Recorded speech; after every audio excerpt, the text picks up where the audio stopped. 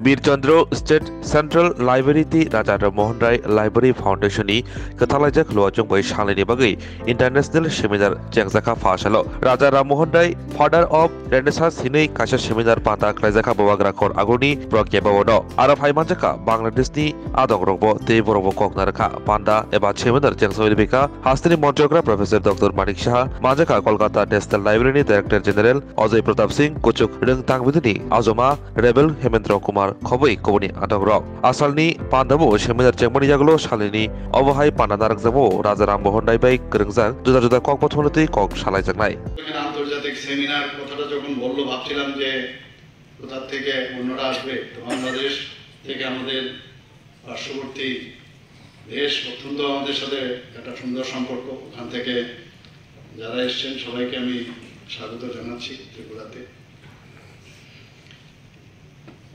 আমরা দেখেছি যে সভ্যতার অগ্রগতির সাথে সাথে বা টেকনোলজি যত ডেভেলপ করেছে নিশ্চয়ই আপনারা সেটা বুঝতে পারছেন। কোনো এক সময় আগে আমরা সিনেমা দেখতে যেতাম সিনেমা হলে, কিন্তু এখন কিন্তু যখন টেকনোলজি ডেভেলপ করলো আমরা কিন্তু সেটা কমে গেল, আমরা বাড়িতে বসেই সিনেমা দেখি।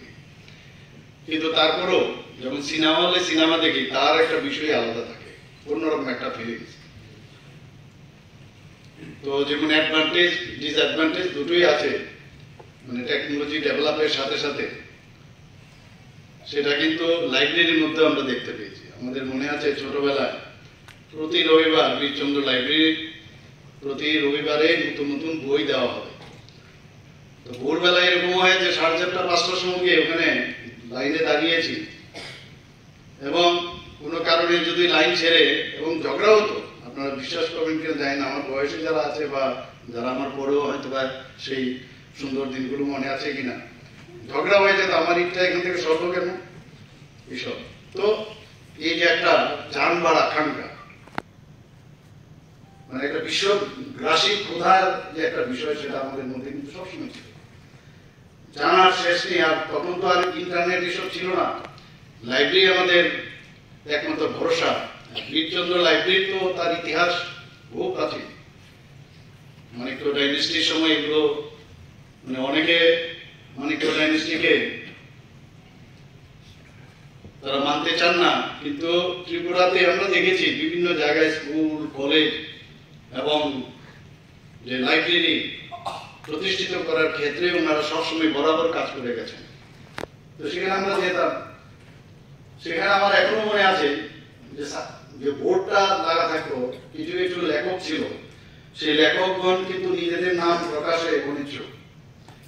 তো এদের ছদ্মনাম আমার এখনো মনে আছে, একটা নাম জরা সিন্ধু, জরা সিন্ধু কিন্তু আসল নামটা আরেকটা। তো এইরকম আমি একটা উদাহরণ দিলাম, এগুলোর মধ্যে একটা আনন্দ তৃপ্তি, কারণ উনি চান না যে আপনার নামটা প্রকাশ হোক, সমাজের বিভিন্ন বিষয় নিয়ে মানুষের সামনে রাখতে চান যাতে ওনার নামটা মানুষ না জানুক।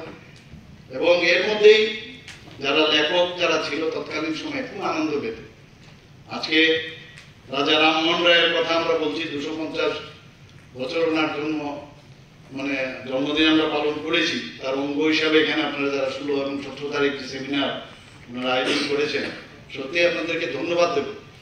ভারতবর্ষ হচ্ছে রিচ কালচারের জায়গা, ভারতবর্ষে এত রিচ কালচার, তার মানে যত এডুকেশনের দিক দিয়ে হোক, আমাদের সংস্কৃতি কৃষ্টি যাই বলুন পরম্পরা সবকিছু কিন্তু রিচ ভারতবর্ষে।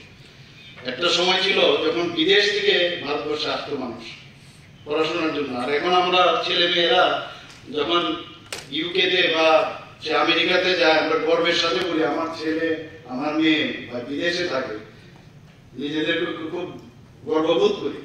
কিন্তু ভারতবর্ষের কিন্তু এরকমটা ছিল না, মানুষ বাইরে থেকে আসতো, সনাতন ধর্ম থেকে আরম্ভ করে মানুষের সম্পর্কে, মানুষের ভাবনা চিন্তা, মানুষ কোন দিকে যাবে, কোন পথে চললে যে দেশ এবং সারা বিশ্বকে পরিচালন ক্ষেত্রে সুবিধা হবে সেই শিক্ষা কিন্তু দিত। এখন কিন্তু তার এই পাশ্চাত্য শিক্ষায় আমরা কিন্তু অনেকটা ম্লান হয়ে গেছে। মাননীয় প্রধানমন্ত্রীজি যখন উনি দায়িত্বভার নিলেন তারপরে দেখলাম যে আস্তে আস্তে করে ভারতবর্ষকে একটা উচ্চ মাত্রায় উনি নিয়ে গেছেন। G20 আমরা দেখেছি যে সমস্ত বিদেশের সমস্ত যারা বিভিন্ন দেশ থেকে এসেছেন, আমি নিজেও ওখানে গিয়েছিলাম, আমার একটা ওখানে ইনভাইটেশন ছিল, নিজে দেখেছি আমি মাননীয় প্রধানমন্ত্রীজিকে ওনারা যেভাবে সম্মান ওনারা করেছেন সেটা কিন্তু আগে আমরা কখনোই দেখিনি।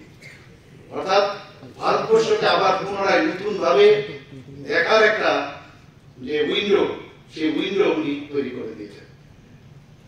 ভারতবর্ষের মানে তৎকালীন সময়ে আমরা যদি দেখি Nalanda university, Takshashila university, Vikramshila university, Vallabhbhai university, সব নাম তো আমরা ভুলেই গেছি, অনেকে তো এখনই প্রজন্ম তো ভুলেই যাবে।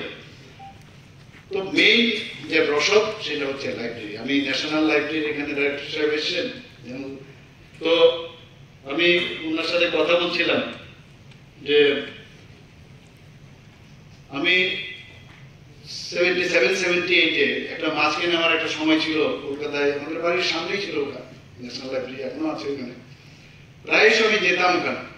ওখানে গিয়ে লাইব্রেরি কার্ড করানো, সেই কার্ড করে সেই লাইব্রেরির ভিতরে ঢুকে আমার এখনো মনে আছে, ওখানে গিয়ে মানে দিগ্গজ ব্যক্তি ওয়েস্ট বেঙ্গলে, সেই উৎপল দত্ত থেকে আরম্ভ করে সবাই সকালবেলা আসতো, দেখতাম সেই রাত্র সন্ধ্যা রাত্র অব্দি তারা পড়াশোনা করতো, বইয়ের একদম তাল, সেই জায়গার মধ্যে দেখাও যেত না।